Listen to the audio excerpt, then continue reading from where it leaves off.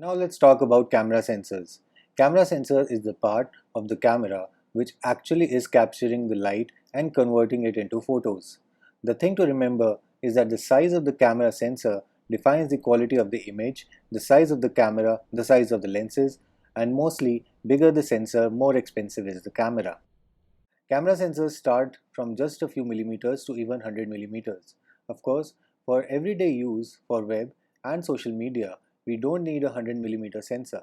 That's why we are happy with the small sensors in our mobile phones. Here is a comparison of all sensor sizes.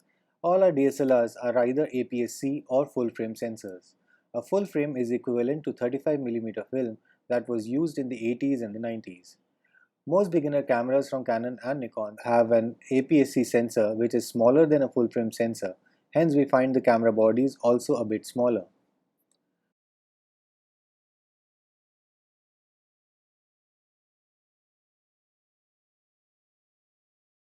The Nikon D5100 and Canon 550D cameras used in this course both have APS-C sensor.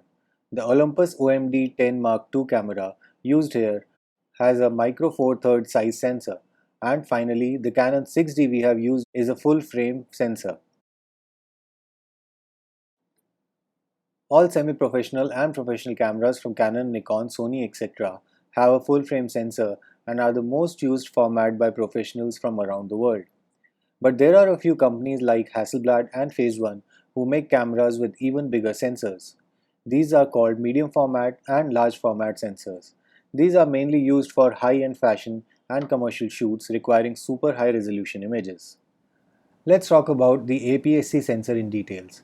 They are also called the crop sensor as they are essentially cropped version of a full frame sensor. These cameras are really good for almost all kinds of photography, especially for beginners and amateurs, and even for some semi-professional users. All crop sensors cameras from Canon, Nikon, Sony, etc. come with a range of lenses which are, as discussed before, are smaller in sizes and perform really good for most users. Field of view, which is the amount of frame you can capture, is narrower than a full frame, so an APS-C sensor view is smaller. Also, as discussed before, due to small size of the sensor, performance in low light is not as good as a full frame, but it's still really good.